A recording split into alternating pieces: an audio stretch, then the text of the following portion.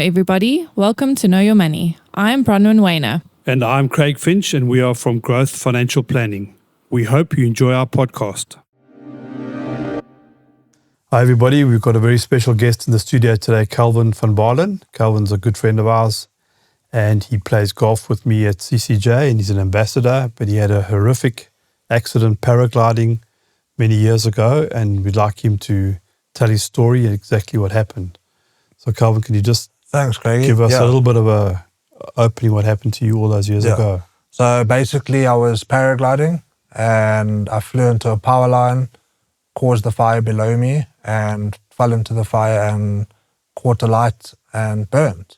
So I spent over a year in ICU, and here I am. Still alive. That's pretty good. Yeah, pretty amazing. But you broke lots of bones and you were on 70% of your body was burnt. Is that correct? I was actually lucky. I didn't break any bones. Didn't you? Wow. The only bone I've broken is this. And that's when I fell on my crutches.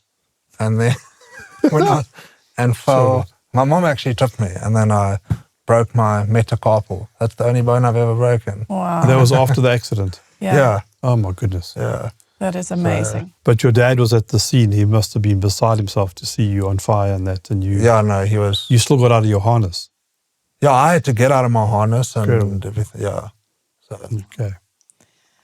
And after all of that, where do you see yourself now? How do you think differently, and what financial decisions, I guess, do you make after going through all of that? Well, I think I've definitely got more of a plan, whereas before I was just sort of young and taking it as it comes.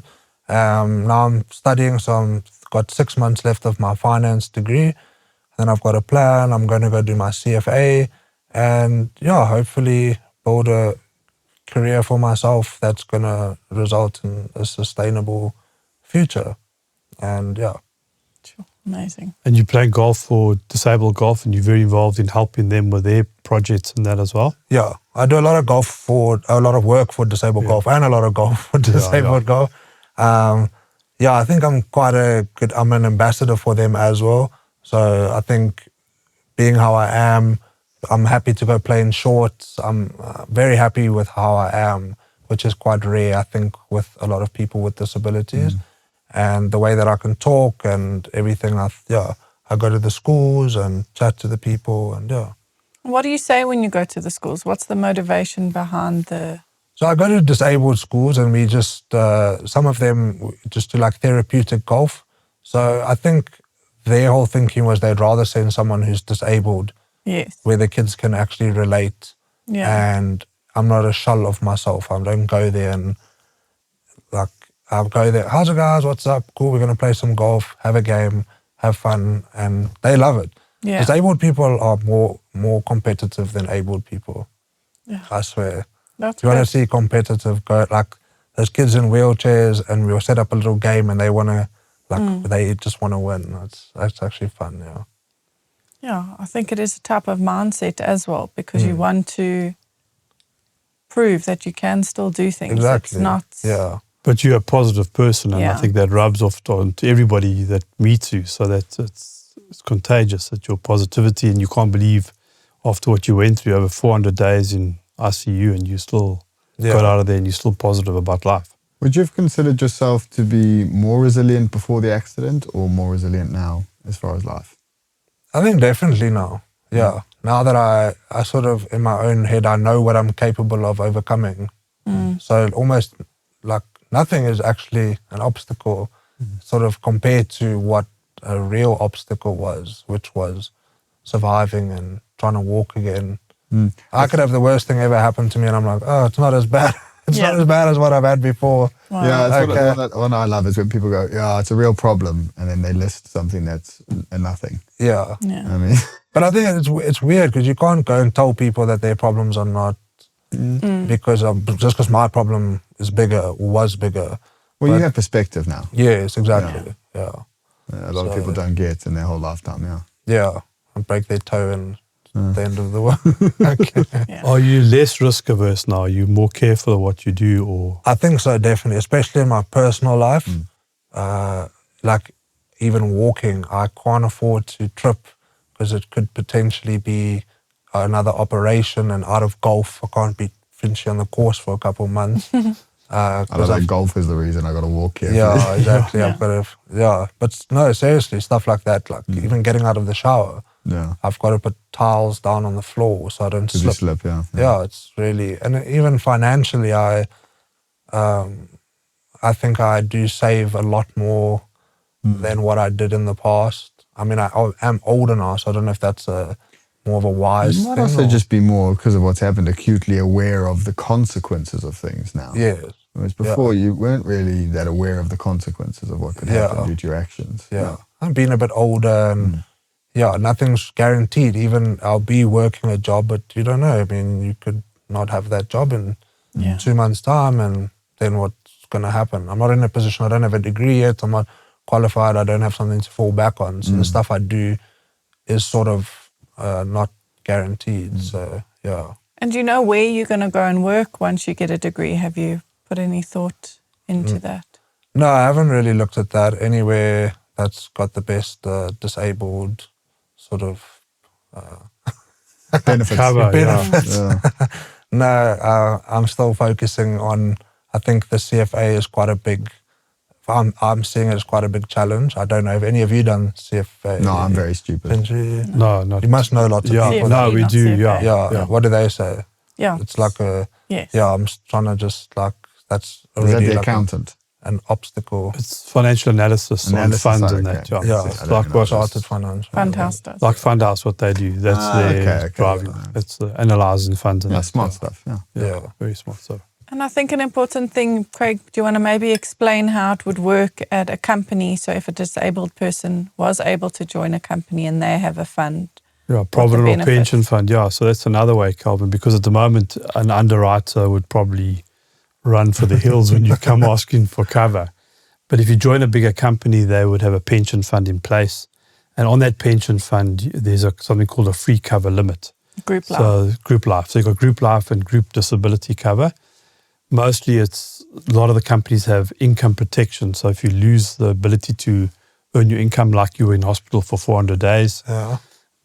so you can have cover like that. There's a waiting period, maybe a 3-month waiting period, and thereafter your salary gets paid all the way until you get back to work. And if you could never have worked again, thank goodness you could, all the way until you're 65 years old. So there is that cover in place. So free cover limit means that anybody who joins that fund, doesn't matter of your current condition health-wise, you automatically are accepted on that fund.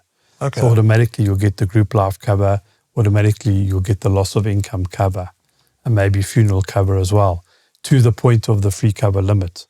And a lot of companies will have a continuation option. So if you leave that company after a number of years, you can take those 2 elements, or 3 elements with you into your own policy. And you can pay that for the rest of your life. So there's not no hope about getting cover. You can definitely get cover, but via a bigger company where there's a big pension fund. And that would be where I would consider one day you end up, not because you'd only want to be there for that reason, but it's a nice to have reason to get cover. And what about things like life insurance cover and disability? Would they see me as like a bad life insurance investment because I'm not going to make a certain age? No, I think they'd look at I think life cover, there's less risk because you're a normal 27-year-old risk person but your condition of disability, you've got issues with the leg, maybe issues with your back, etc. And then they'd want to exclude that.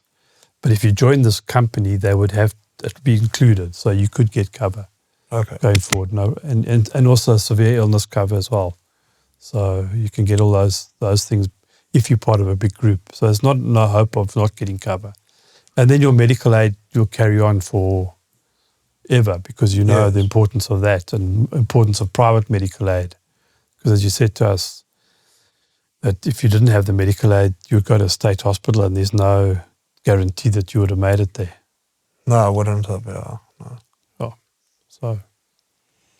Yeah, I think it's good to know how you are thinking about your future and what you're thinking of from a financial perspective, but then also just to give people that sort of hope that if you are positive and you want to keep going and you want to make a life, there are options for you to still have those things. And Like, I'm sure life cover is important for you if you want to have a family one day and Yeah.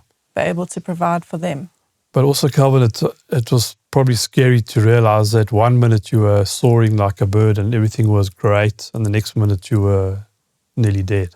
Yeah. 1 second it happened. I always say the weirdest thing was like being fit, healthy, 21, half an hour before the accident, I ran off a mountain and then flew a bit, crashed, and half an hour later, I couldn't even stand up.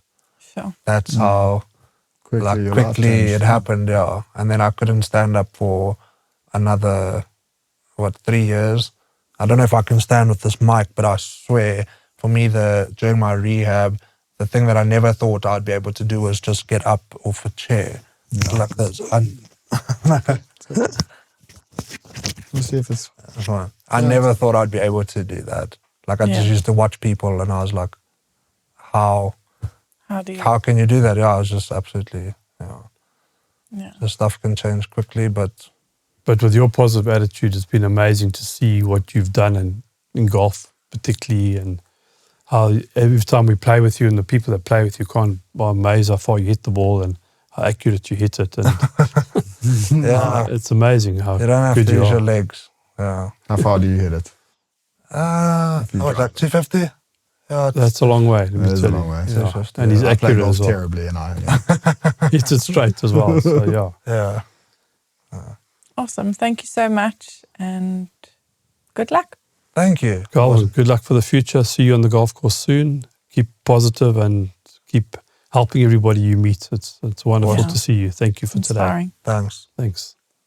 Thank you for listening. If you have enjoyed this podcast, would like to subscribe, please visit our website, www.growthfp.co.za. The information we have provided in this podcast is our personal opinion. For more detailed information, please discuss your financial situation with a financial planner.